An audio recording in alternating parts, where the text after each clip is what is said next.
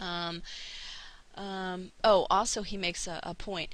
If when you begin to take in salt, if you start to swell up, yeah, kind of like your eyelids or something like that, he said just relax, no problem. Stop taking the salt for a few days, increase the water, that should go away, and then reintroduce the salt again. Okay, this is about just bringing your body back into what it needs to do. Okay, so don't freak out if you do swell up a bit. Okay, you certainly don't want to run to the doctor and get some sort of diuretic.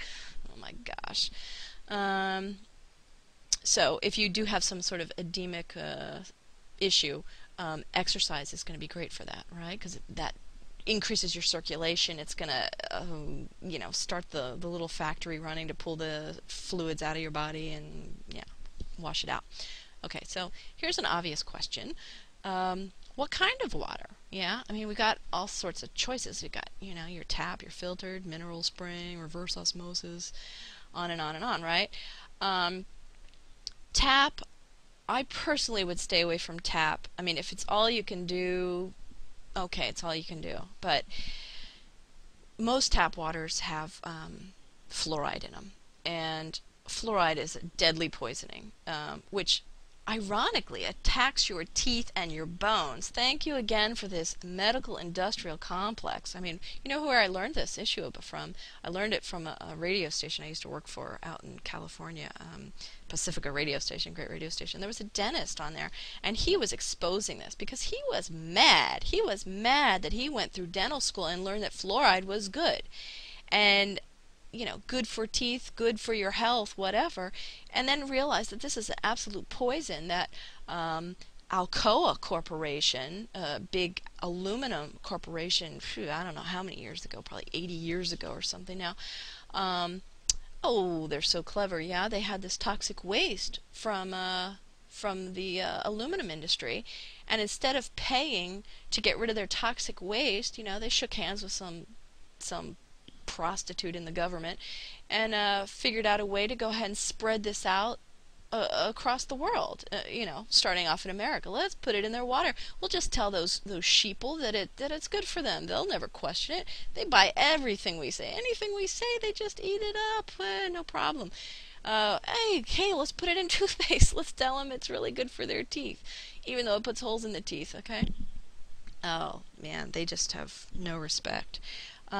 It's still in there. It's total poison. If you don't believe me, go take a tube of toothpaste in America. Thankfully, at least they passed this little law. Flip it over, and it says, "Do not ingest more than a pea-sized amount of this." Pea-sized, little green pea. If you swallow more than a pea-sized amount, call the Poison Control Center immediately. Poison in our toothpaste. And isn't that nice that they put that in little children's toothpaste and then they make it flavorful with, like bubblegum flavors? I'm so sure that children aren't ingesting any of that, right? And then not to mention putting it right into the tap water. Okay, I could go off on a whole nother rant here, right? So anyway, you got lots of different choices. What do? I start with tap water, then I filter it. I've got like a British Berkey gravity filter I got from when I was preparing for Y2K. So anyway, I just said, water. Water's important. How would I get water if all electricity did go off someday? Not just for Y2K, but for any emergency. And I found the British Birkenfeld water filter. It's just gravity fed. You just pour the water in the top, it goes through and comes back down at the bottom. So, brilliant. So I just take that, I filter it, and then I distill it, and then I ozonate it. That's my morning water, at least. I don't ozonate all of it. We'll talk about ozone in, I think, Praxis number 5. If you know anybody with AIDS, you don't want to miss that one. Definitely don't. That's a biggie. Okay? So, I don't know. Just, get the best water that you can and start drinking. Yeah? And here's another little thing. This may sound a little crazy, but I don't think it is at all. I don't know if any of you have heard of Dr. Masaru Emoto. He was in the movie What the Bleep. This whole issue, discovery, was detailed in that movie. When you have, let's say, loving thoughts or positive thoughts towards something, it affects that other thing.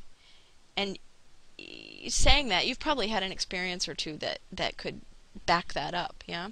Well, this doctor, he actually photographed water crystals. He'd take water crystals in the process of freezing, yeah, which is a very difficult thing. He worked on it for a long time and he finally got it. But in this picture you see, this is just ordinary tap water on the left. Well, no, sorry, it's not ordinary tap water. It's a polluted water, yeah? Afterwards he sort of prays over it or says something nice, I don't know, thank you water, or I love you, I don't know what. And then he takes a picture of it again. He refreezes it. This was on the left is a frozen crystal. Totally just no pattern to it, just like distorted, weird. Then does that and refreezes it, and then look at the beautiful crystal that it created on the other side. So even if you could only get tap water, yeah, and it's got that fluoride in it, don't discount the fact that your mind has power over all matter. Mind over matter, not just the matter in your body, but matter outside of your body. Because everything is consciousness. A lot of people are waking up to that, and we're going to talk about that in practice number 6. We're going to talk about a lot of interesting things on that. If you can affect a water crystal like this, imagine what you can do inside your body. I mean, tap into how powerful you are. Don't go run into somebody else that's trying to poison you. Tap into the healing power that resides within your body. People are waking up to this. Water is a conscious entity. Our earth is a conscious entity. I know that sounds so crazy to some people, but more and more people are waking up to this. The way we treat our earth, we can heal our earth back again just by getting out there on the land and creating our own little gardens with love. Our earth feels that, just like a mosquito. You feel a little mosquito on your arm, don't you? The earth feels our loving touch with our hands. So tap into that power, make use of it. Again, like I said, we'll talk about that more in practice number 6. So right here, we're going to go ahead and wrap this whole water discussion up. I like to say that, like I say, I drink a lot of water and I take in a lot of minerals. And it just leaves me with incredible vibrancy. This is like a picture of Hawaii, right? The volcanic ash is incredibly mineral rich, yeah? Plants just love it. And it gets plenty of water, plenty of sunshine. Look at how vibrant it is. And the same thing in your body. You want a vibrant body?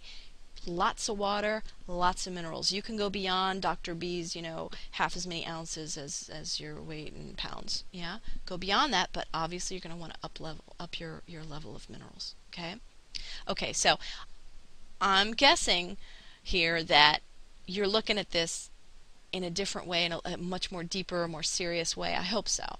I hope a lot of you have had that sort of experience, and you'll no longer just pass by water and choose soda or even those pasteurized fruit juices in place of water. Go get some water. Do yourself a favor. And then as you get more healthy and so forth, other people are going to ask, hey, what are you doing? You look great.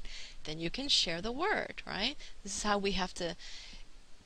we're gonna undo the damage that has been done to humanity from some huge corporate interests that really just don't care. Okay? So I hope to see you on Praxis number 2. We're going to go into, whole nother set of things that will just take you, further into super health. Okay, and again, any kind of positive results you've had, please email me. I love it. Can't get enough of it. Okay, all right. Bye.